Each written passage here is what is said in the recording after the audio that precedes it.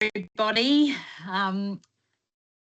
I can see people joining. We've got over 140 registered today. It goes to show how popular our Minister Andrew Giles is. So I would like to start by introducing myself. My name's Maria Demopoulos. I'm the CEO of the Settlement Council of Australia.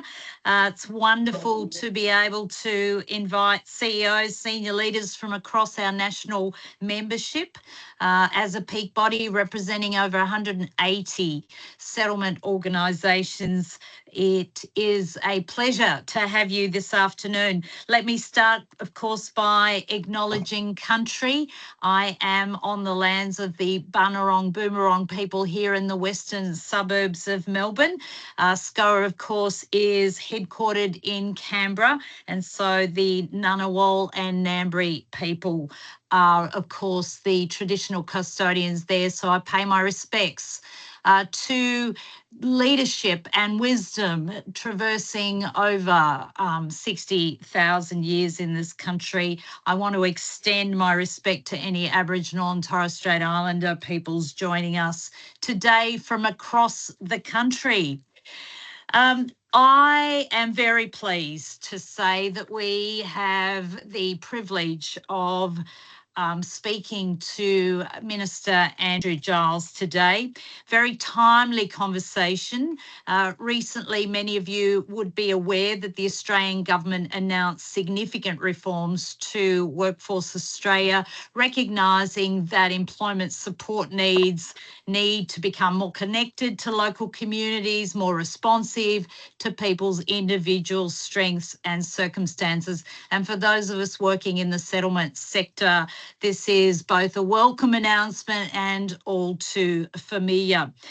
At exactly the same time as Australia continues to experience workforce shortages across health, aged care, construction, hospitality, early childhood education, community services, and so on, the opportunities are indeed profound. So not only are we joined today by the Minister, but we are also joined by Brad Chilcott, who is part of the Activate Australia campaign, of course, and works at SSI. We'll hear a little bit more from him towards the latter part of the session. At this stage, it gives me a great privilege to be able to introduce a minister that is very well loved and well known by many of us around the virtual room. The Honourable Andrew Giles. It's wonderful to see you again. He, of course, is the Minister for Skills and Training and the Federal Member for Scullin in Melbourne's north. A little bit more of a bio, although, as I said, all too known and loved by us, but previously served as the Minister for Immigration, Citizenship and Multicultural Affairs, bringing to his current portfolio a deep understanding of the contribution that migrants and refugees make to Australia's economic success. Born and raised in Melbourne, Andrew holds a Bachelor of Law with honours and a Bachelor of Arts from the University of Melbourne. Prior to entering Parliament, he worked as a principal lawyer in employment law for Slater and Gordon and as a senior associate at Holding Redlich. Since being elected to Parliament in 2013, he served in a range of senior portfolios, including Shadow Assistant Minister for Schools, Shadow Minister for Cities and Urban Infrastructure, and Shadow Minister for Multicultural Affairs. And Andrew, away from politics, you're a keen reader, an enthusiastic runner, and as many of us know, an unwavering supporter of Carlton Football Club, a commitment that probably demonstrates both optimism and resilience in equal measures, I'd say. Being a Collingwood supporter, I think we're due at the MCG in the next month or so, so I'll see you there. Minister, on a serious note, thank you so much for taking the time. We know how busy you are. It's such a privilege to have you engaged directly with the settlement sector. I know it's going to be an important conversation. We've allowed some time for you to give us a bit of an overview, presentation, and then a Q&A session from the audience. So over to you. Thank you. Look, thanks very much, Maria, for a really generous introduction. Well, it was generous until you got to the fact of you being a Collingwood supporter, but we'll just pass over that small matter. I'll begin my remarks by recognising the traditional owners of the land that I'm joining this from, the Wurundjeri people of the Kulin Nation, paying my respects to elders past, present and emerging, extending similar respects to the traditional custodians of the lands upon which all of you are joining this conversation. To you, Maria, thank you for the kind invitation. Thank you for your leadership in the sector and for your engagement and friendship more broadly. It's been a great privilege of mine to engage with SCOA throughout my time as a Member of Parliament, as well as in various representative roles. And I see we have Melissa Montero, the Chair, on the screen. It's great to recognise your ongoing leadership too. Brad will be hearing from, and everyone else on the call. I wanted to start by saying one of the reasons I was really keen to say yes to this kind invitation was to recognise the absolutely foundational role that the settlement sector plays in building Australia. I don't think it can be put any more bluntly than that. And one significant aspect of the wide-ranging work that you do on behalf of the people that you work with and the communities that you are helping to shape is obviously pathways into employment, but also to acquire the sort of skills that really enable someone to make a life with agency and confidence on their terms. So, I do see a really significant point of contact between the things for which I'm responsible now, the work I used to do as Immigration and Multicultural Affairs Minister, and the understandings that you have.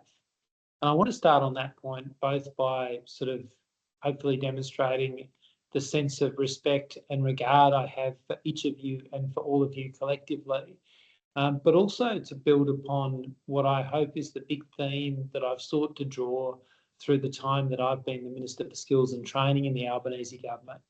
And that is to talk about partnerships, because the one thing that I think is unambiguously clear in the skills and training space is that everything that we do in partnership.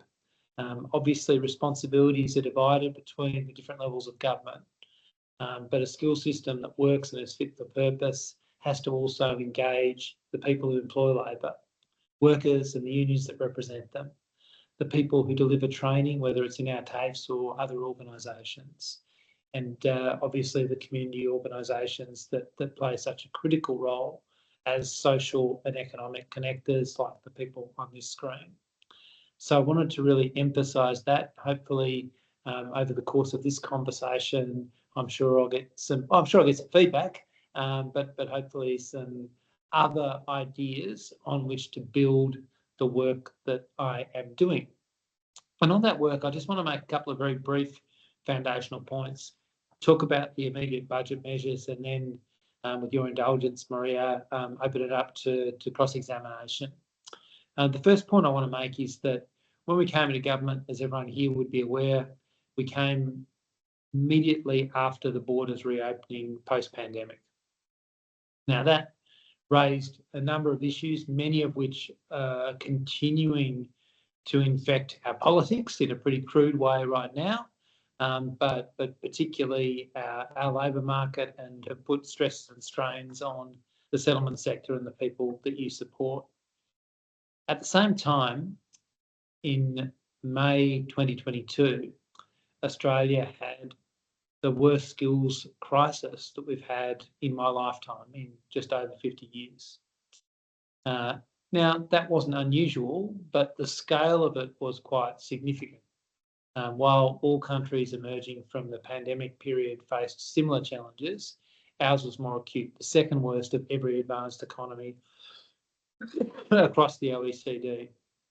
So a huge challenge went to building a skills system that's fit for purpose, as well as the tools to shape how we understand our labour market, including in respect of skilled migration. And I say that to highlight the really singular significance of getting Jobs and Skills Australia up and running. because in Jobs and Skills Australia, we've got this amazing national asset. I think it is world-class, enabling Australians at every point to understand what's happening in the labour market and really to dive deeper through their analytical capacity to what is going on. I could talk about other things in our systems architecture, but I think that's really a critical foundational piece for a lot of the conversation that will play out, I think, today and in the engagement between government, employers and this sector, because I guess it highlights where the gaps are and the significance of not reaching them. And one of the areas that I don't need to stress for people here is the gap between the capacities of many people who arrive in Australia through different visa pathways and their current capacity to use those skills, those competencies in the labour market. So obviously something that's been highlighted by SSI in the Activate Australia campaign was something that was a significant feature of the Treasurer's Economic Reform Roundtable. I think it's fair to say that in a number of respects, some of these issues had been grappled with by a series of decisions our government had taken in the Home Affairs portfolio and in the skills portfolio earlier in the government. But I think you can see in the response that we delivered in the budget 3-4 weeks ago, perhaps the most substantive response, building on some earlier initiatives. And I was really pleased that we were able to announce an investment of just over $85 million over the forward estimates to better support skilled migrants using their skills at the optimum level. The biggest chunk of that money is one of those things that I know is always difficult to talk about in a media sense because it relates to building systems capacity, but probably everyone in this call and their teams understand how not having systems that effectively interact with one another and do everything that we would like them to do can be a really fundamental barrier. And the investment to build a new ICT system to enable effective engagement with state and territories so we can integrate occupational licensing into skills assessments will make an absolutely huge difference. I don't imagine will we see this run on the front page of the Herald Sun or the Daily Telly, but what it will do is enable around 50,000 migrants onshore already and offshore to get their skills assessment time reduced quite significantly and particularly really reduce time to employment for those migrants who require occupational licensing to come into effect in Australia.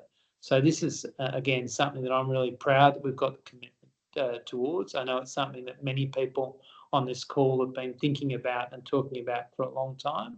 And it's one of those things that will make a real impact to individuals' lives, but also to skill shortages that impact every member of the Australian community.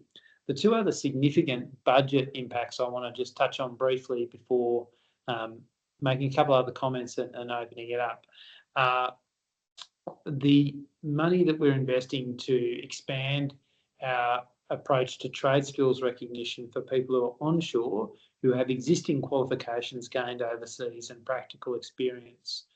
What we're asking the relevant body within the TUA, Trades Recognition Australia, to work with industry and migrant representatives, including people around this call, I'm sure, to design rather a skills recognition process that effectively enables recognition of this prior learning and prior experience, but also does so with the integrity and I guess transparency that has bedevilled some of the challenges that we've seen in the misuse of RPL, often to the detriment of migrants.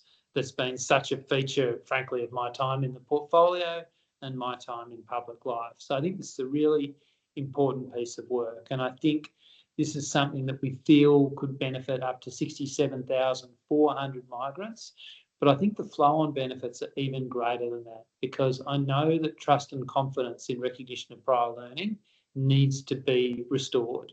Restored amongst migrants, restored amongst employers, restored amongst the general community, because of some of the shocking abuses that Christine Nixon's work first revealed and the work that's been undertaken by SCOA, the vet regulator, which has seen, I think, 43 qualifications cancelled over the last couple of years. So really important piece of work that I know will come to its fullest capacity by reason of the quality of the conversations and the understandings of people in the settlement sector.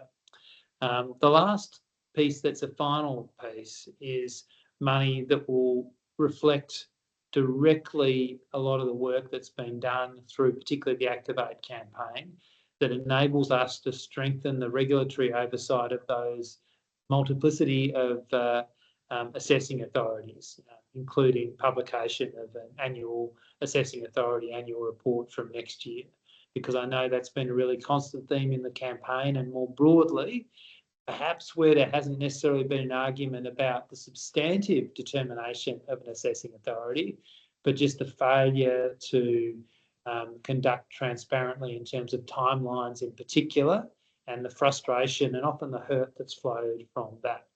So those are the three concrete things. The other really significant bit of work, which people would be well aware of, is our commitment to consult and scope options for a skills migration commissioner, which is, I know, been the subject of much debate and has obviously been the focus of much interest since the budget being handed down. I've certainly been struck by the number of conversations that have already started up.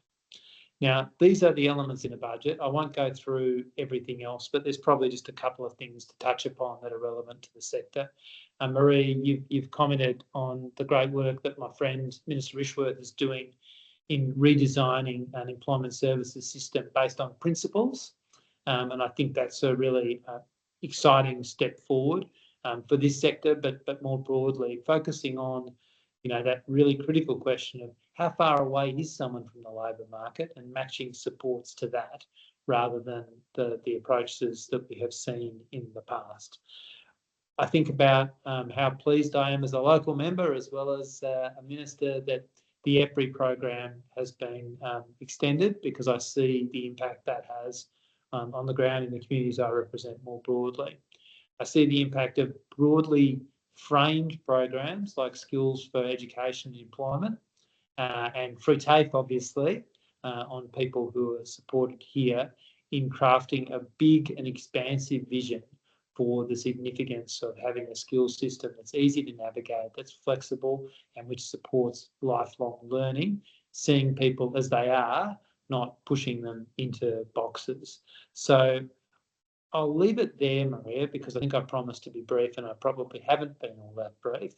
But as well as touching on the budget measures, I want to give a bit of context more broadly, but also highlighting the significance of my engagement with SCOA as an institution and its members as people who've got a really fine-tuned understanding of, I guess, two things: the challenges and opportunities that emerge through every different migration journey, and that critical understanding of place, that a person settling in the northern suburbs of Melbourne's experience will be quite distinct than someone coming to settle in the northern suburbs of Launceston, and making sure that we don't miss that locus of place, as well as all of the other attributes that we need to be sensitive to in our program design and program administration.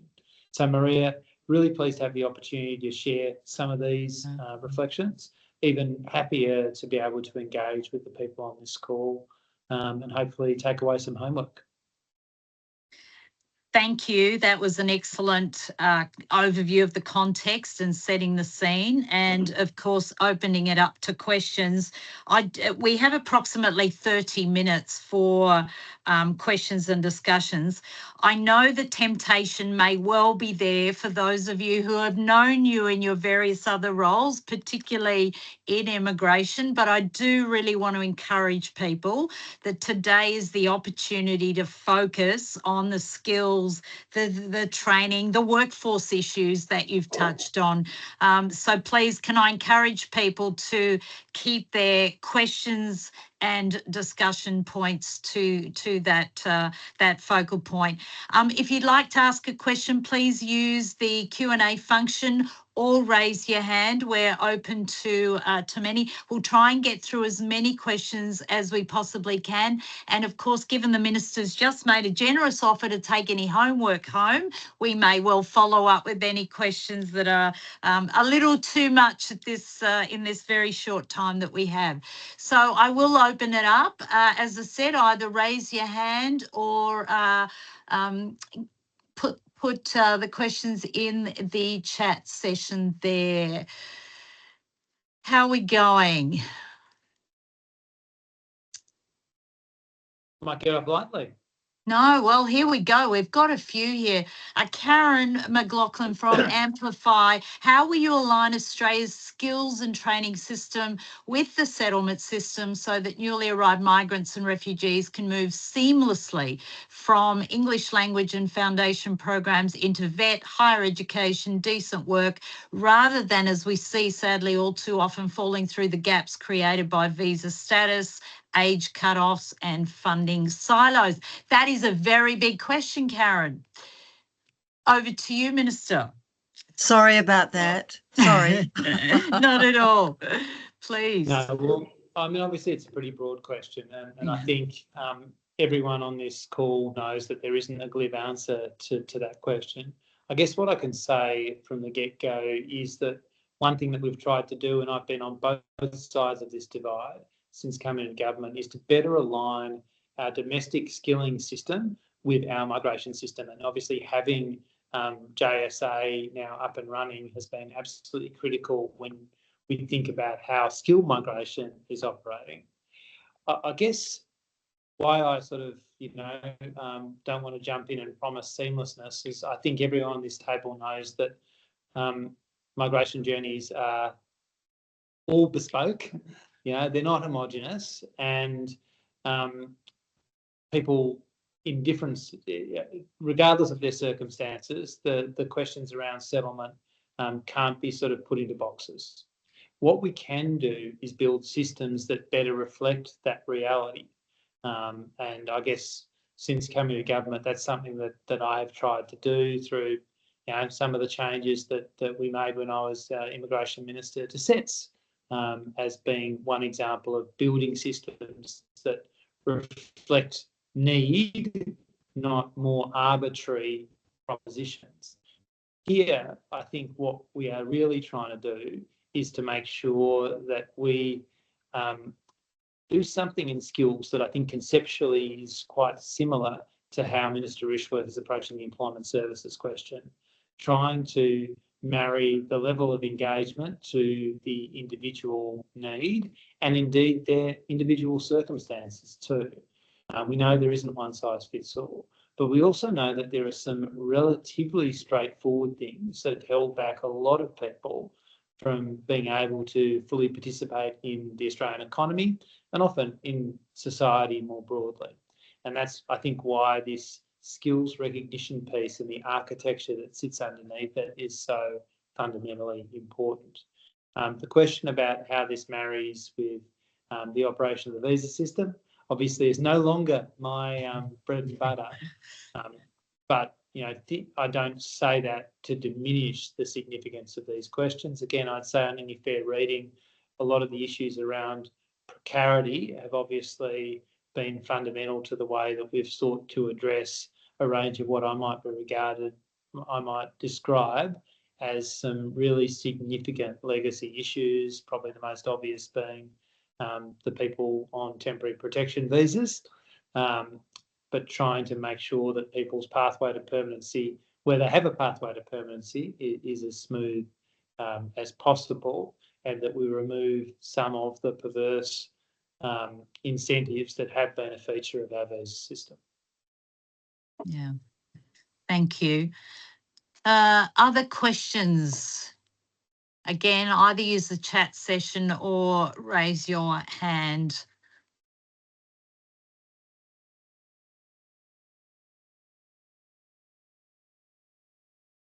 My goodness, I think Dane, thank you. I feel like people are sort of processing all this information or typing away. Thank you, Anastasia. I'll get to your question next. Dane, over to you. Thanks, Maria. Thanks, Minister. I was partway through typing, but I thought I may as well jump in. Yeah, please do. Yeah, no, thank you so much for the measures that were announced in the budget on skills recognition and for your leadership on that, which is obviously a huge issue for the communities that we work with. Those measures that have been announced, are about better joining up this system, improving accountability and transparency. But the question I have is around how to make this system, how we can support migrants to navigate this system, because it's really confusing and complex. And we know from some initiatives overseas, like in Germany, where they have a portal with all the information migrants need on where to get their skills recognized, and in-person navigators that guide migrants through the process. I was just wondering, if there's any thought to those kind of mechanisms to help guide migrants through what is a really complex system. Yeah, I mean, as you were talking, Dane, I was thinking, what's more complicated, the visa system or our vocational education and occupational licensing system? Maybe that could be a poll you could put up, Maria, for your members. Yeah, I'm onto it. And I think about that because I think every immigration minister in history made plans to simplify the visa system, and I'm not sure that any, including me, achieved that objective. Similarly, I think everyone would like to see a more user-friendly skill system in Australia for domestic workers as well as for newly arrived migrants, and getting that balance between usability for a layperson on the one hand versus, the legitimate recognition of all those social license points that meet community expectations is hard. So that's the foundational point, that I don't think the problem gets solved by creating beautiful simplicity in the system. I'd like to think otherwise. I don't think that's realistic. So then the question is, how do we enable people to have more agency and more confidence in charting their path through the system? And I'm really pleased I'm having this conversation with SCOA members, because actually you're the people best placed to do that. And I think, I talked about partnerships being core.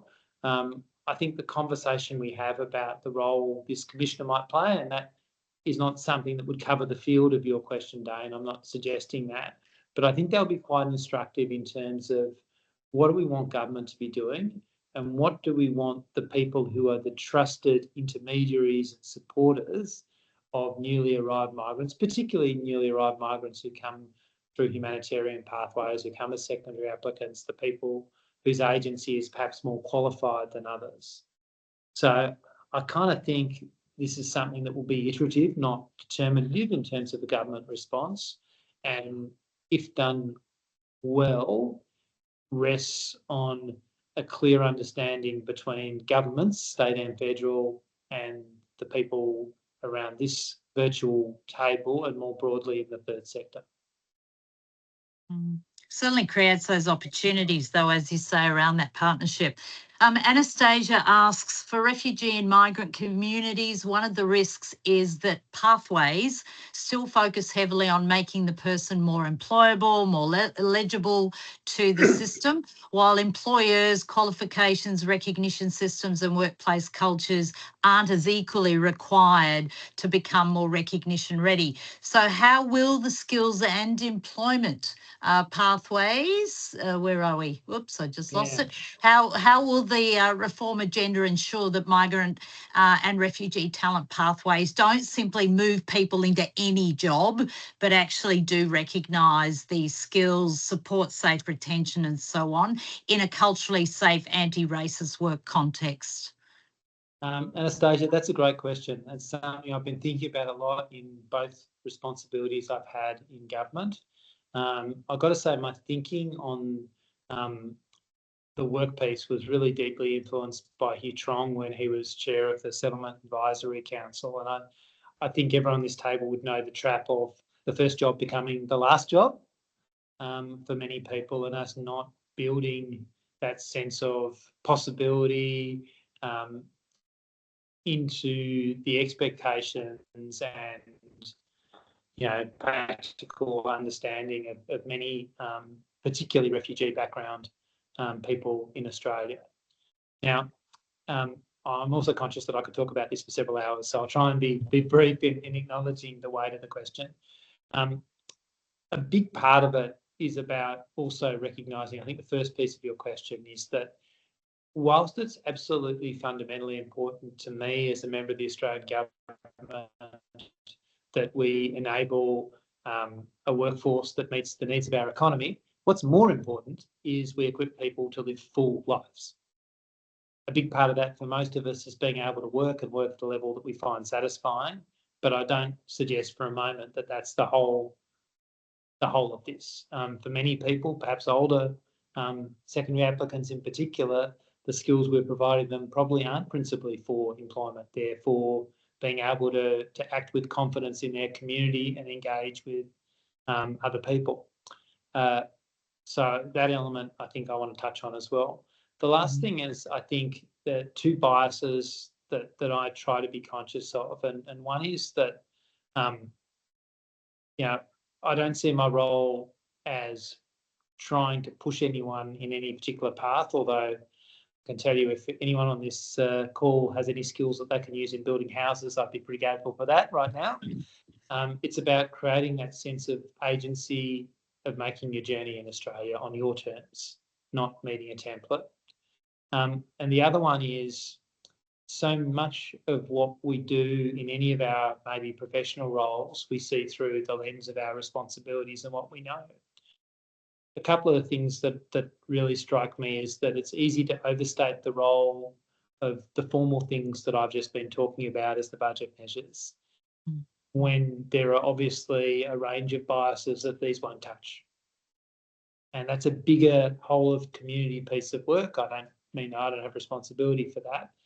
But whether you've got overt racism at one end to perhaps softer anxieties about an employer's cultural competence or failure to understand the skills needed to lead a culturally safe workplace, perhaps at the other end of the same spectrum, we can't ignore those things in the piece. And from a migrant's point of view, we can't ignore the fact that we need to find ways to effectively distribute some of that social capital, the things that often might be understood by local participants in a workplace context that aren't written down. Like, what do the hours of work actually mean? What do I call my boss? What do I wear? What do I do at lunch break? All of these things which really shape a lot of people's engagement with the world of work, but sit at sort of one remove from all the formal pieces. So Anastasia, hopefully in not directly providing the answer, I guess I've hopefully given a sense of all of the dimensions with which government's got to grapple with this, but how this is really it's a shared enterprise with lots of elements, some of which are hard and for which my colleagues and I should be marked appropriately on. Others are a bit more ephemeral, and we really need to do better at active listening as decision makers, but also as people in the sector, so that we're answering the real question, not the question we think we're being asked. Kim, you've raised your hand, and then I'll go back to some of the questions in the chat. Good afternoon, Mr. Giles. How are you? Good, Kim. Long time no see.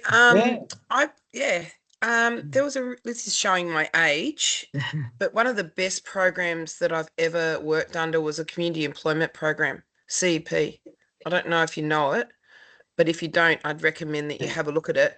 It really, I saw so many, especially refugee women, who are the most unemployed, have so much trouble getting employment, but become extremely successful in the community sector. And the community employment program actually filled holes that we all have in our industry, but it also gave skills and, some of the most amazing things. And they went to TAFE, and I just think that if you could look at that again, because I think that we always try to look forward and we don't look backwards enough. And I think with what you've done, what the government's been doing with the NDIS and going back to a lot of block funding, I think some of these older programs like the CP program would be really good to be looked at, especially for women that are have experienced some form of DV as well. I think that would be a really great program to help. It won't cure the world, but No. it could really assist with a lot of our situations with our employment, our holding our programs, but helping other people get through and assisting, and all of those things that you talked about, racism, culturally appropriate services and that, and knowing what to do in a workplace all gets answered by that program. Yeah, and look, Kim, I'm familiar with CEP, and I won't speak on behalf of Minister Ishworth, particularly if she's listening into the call. But I think the sort of philosophy that she articulated in her approach to employment services reform is entirely consistent with what you're saying. And I guess I'm also glad you've just made the point that if I think about a cohort in the Australian community who have not been supported to live the economic lives and probably the social lives that we should have supported them to, it is humanitarian background women.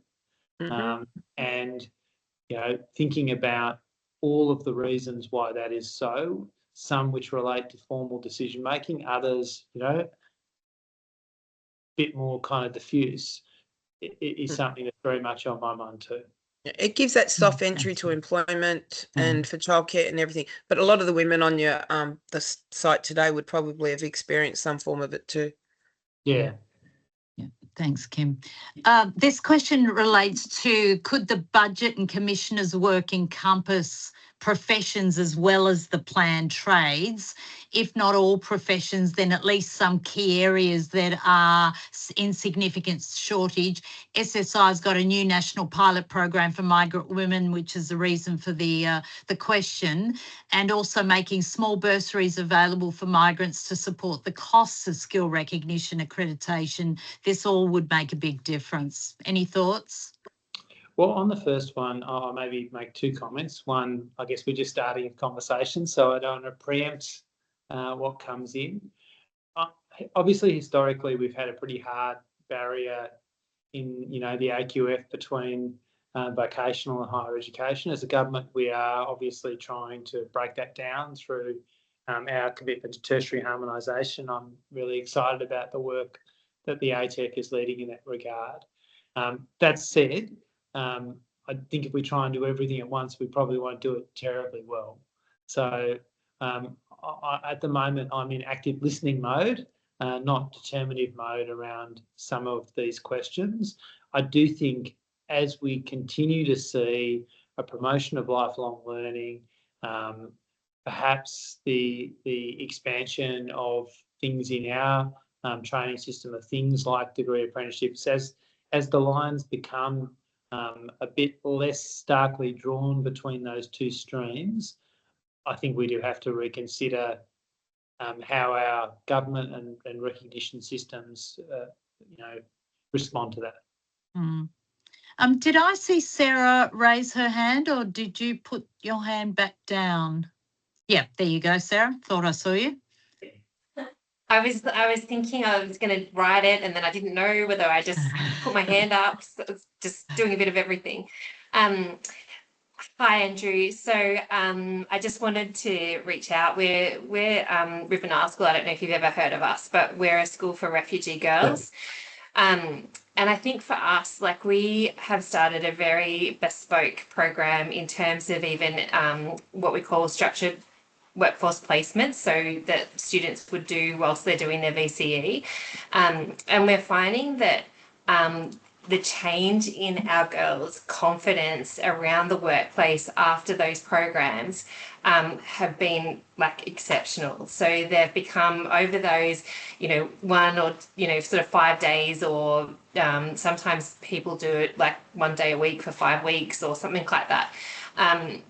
But we're finding that we need to make sure that those partnerships are with organisations that are truly willing to partner with us, and it's not just, oh, you know, here's a job for you at Macca's for, you know, to get this workforce placement out of the way. So it's really bespoke, and it's really time consuming. And I wonder if these kinds of plans, I think, you know, they're not so much broad, but they're very deep in terms of the outcomes that we're getting for girls. And I think it really does change how they look at working in Australia, and they look at what their opportunities are and that kind of thing. So I think, yeah, I'm just wondering if that allows for it. Yeah. Well, maybe if I'll give an answer in two parts, Sarah, if that's okay. Yeah, please. Why don't you drop me a line highlighting in a bit more detail what you're doing, how it's working, and the challenges that they ask, and we'll give that some thought. More broadly, I guess I'll share a confession and probably get in trouble with Laura, who's trying to supervise me to my right. One of the things that I recognised when I came into this role was we'd spent a lot of time thinking about how we can better support careers education in Australia. And, the broad view is we haven't been doing it terribly well. So, of course, the first question I asked was, well, who does this well? And I assumed it would be one of Norway, Finland, Sweden or Denmark. And I thought we can just, twist what they're doing. And it turns out that no one really does this very well. So in a world of work that's changing rapidly, how do we better support people in all their diversity, whether they are, born here and live in a very comfortable existence with all educational opportunities, or whether they are someone who arrives here after an exposed, prolonged period of trauma with no English language, et cetera. How do we better do that? And one of the few things that I think there's a really clear consensus in the data is work experience makes a big difference. Probably deals with a couple of the things I was touching on in my rambling answer to Anastasia earlier as well, about how it is to be in a workplace. Yeah. So, I just wanted to acknowledge that as having quite a lot of power in how we set people up for rewarding, careers plural, by giving them that foothold. And as I say in a couple of other contexts, if someone does work experience in a field and it doesn't work out for them, that's a lot better than committing to a 3-year degree or a 4-year apprenticeship. Yeah, agree. And I think too, we just noticed the confidence level, of the girls. So recently a group of our girls did a placement with Red Cross, and they were so well looked after. And actually, even for some of the girls, it was great for them because they realised actually Red Cross isn't just about supporting refugees, but actually they support, it could be anyone, if there's a disaster, even in Australia. So I think they felt that they could relate more. Red Cross were also really good, and their program was really bespoke, but I think the thing what it did is at the start, I felt like when we dropped the girls off, it was almost dropping off, your prep. They were scared, they were insecure, but honestly by the end of the program they were all really engaged. They were touring us around the office, they were introducing us to the people they've met, they gained all these contacts, and they'd also spent a lot of time I think working alongside people and also understanding what people actually did within that organisation. And I think it's changed actually them. But as I said, I think the issue is that to create those kinds of partnerships where you're really working in tandem with those corporates or industry people, it's really not as something that can just occur overnight, so to speak, and it requires quite a bit of work. No, it does. And maybe just two brief comments before I get in trouble with the chair. Everything I said and what you've said is something that resonates. Structuring these programs is increasingly complicated.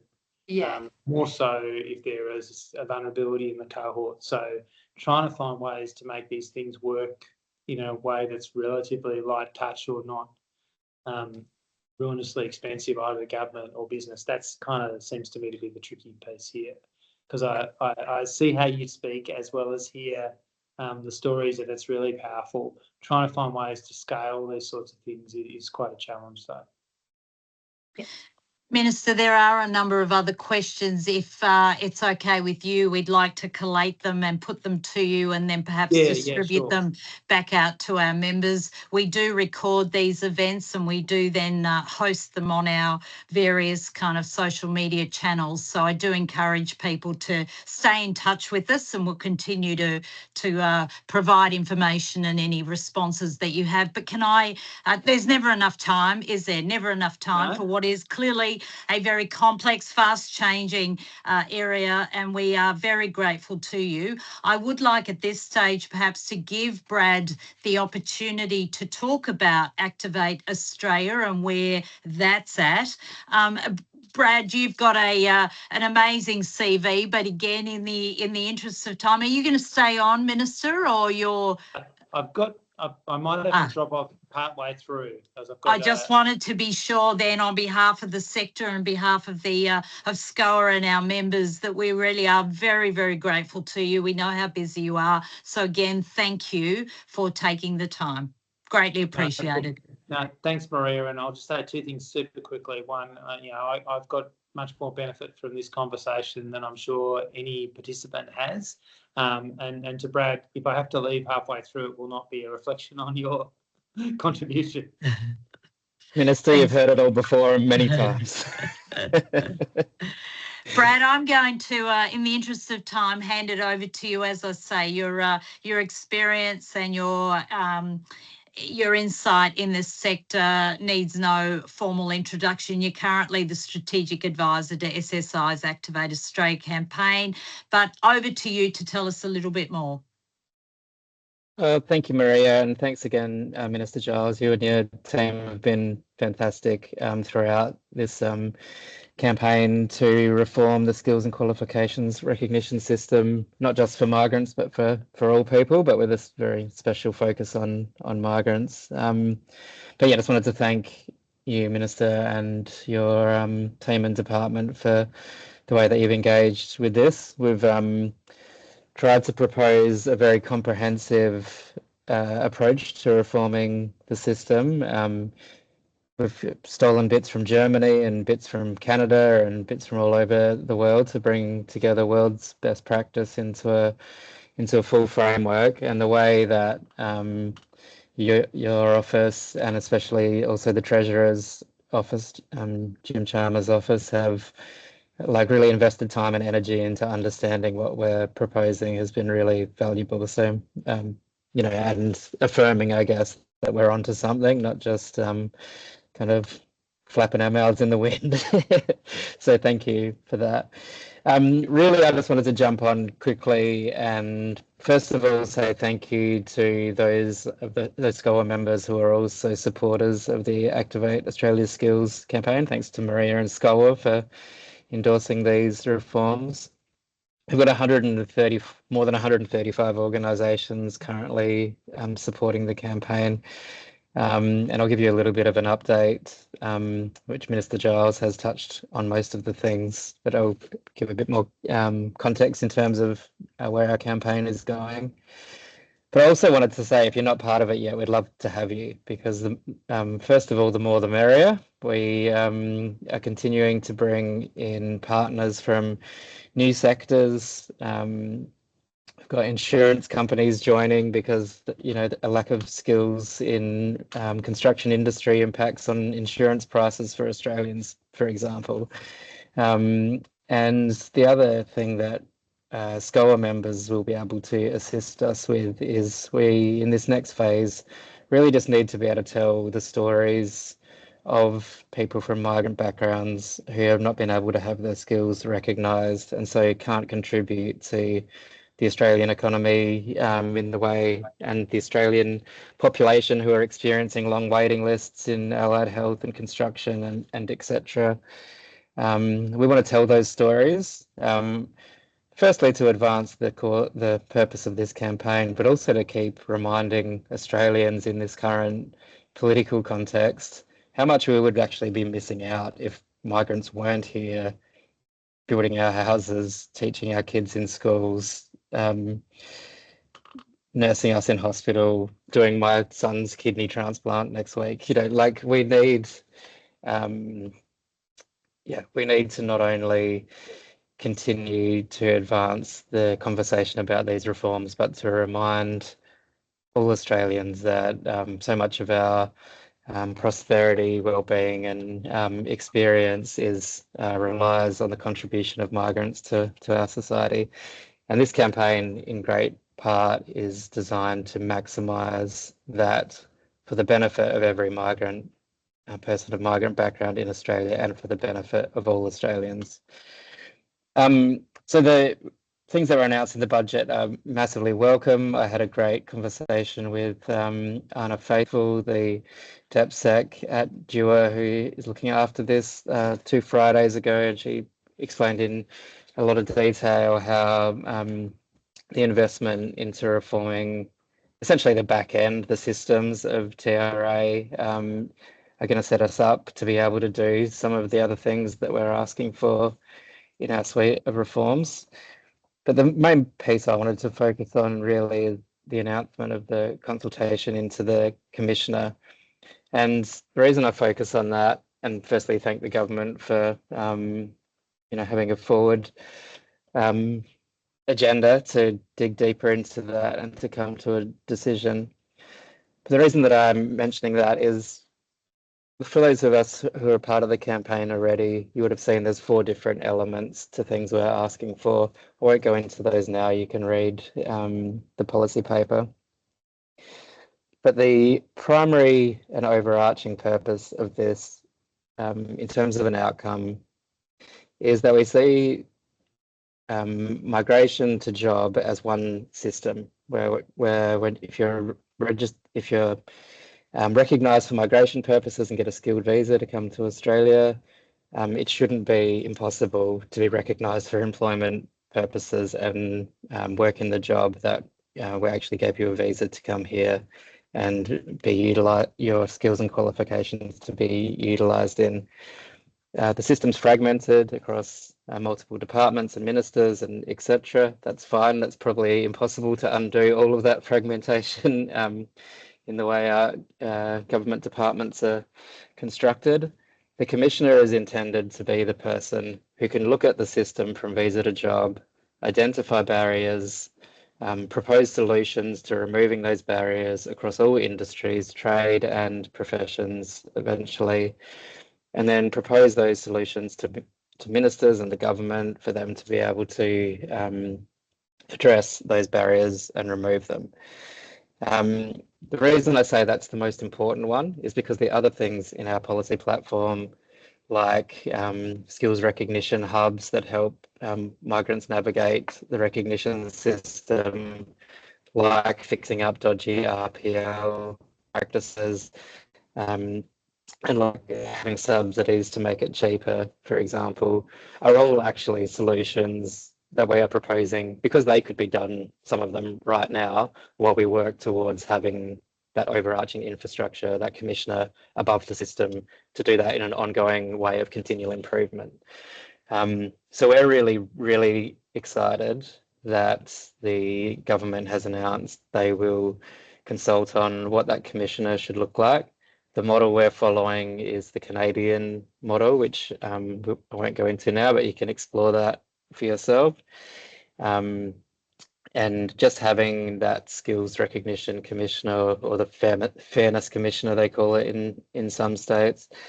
In other states, they call it the labour mobility commissioner. Just doing that has reduced recognition times by 50% already, and it's continuing to improve as that commissioner identifies barriers, proposes solutions, and then those solutions are implemented within the system.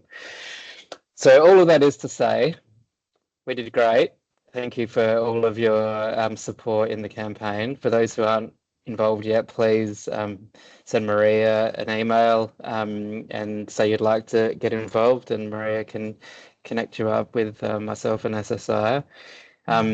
And especially if you know anyone at all who'd be willing to tell their story of not being able to get their skills or qualifications recognised, please make an introduction so that we can work together and highlight these stories in the media and with the relevant decision makers.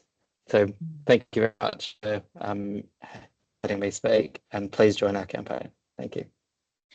Brad, thank you. A very concise, very precise overview of what I know is a very complex strategy, and a lot of time and investment's gone into it. But I think that it goes to reinforce the message that many of us have been making for a long time, and that is that when you invest in that potential, of course, there are overarching benefits across the board. Best of luck with the program. And again, I want to reiterate, if people are interested in further information or in joining the campaign, don't hesitate to reach out to the Settlement Council.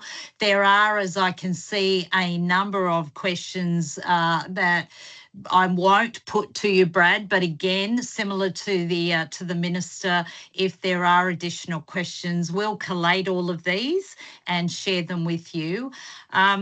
In the interests of finishing on time, I am going to take the opportunity to thank everybody for joining us today, and of course for our presenters, Minister Giles, Brad, your insights have been terrific, and of course to the team at SCOA. These webinars look seamless, but let me assure you, countless hours are invested in making them happen. So team, we're small but mighty, as I like to say. Really do appreciate the time that people have invested. We'll get it all together, folks, so bear with us, but we will ensure that that homework will get done. Thanks again, everybody. Go well. Enjoy the rest of your afternoon. Thanks again, Brad. Bye. Thank you, Maria. That was great. That was terrific. There's a few questions that I'll collate, if that's all right. Sorry, I better wait.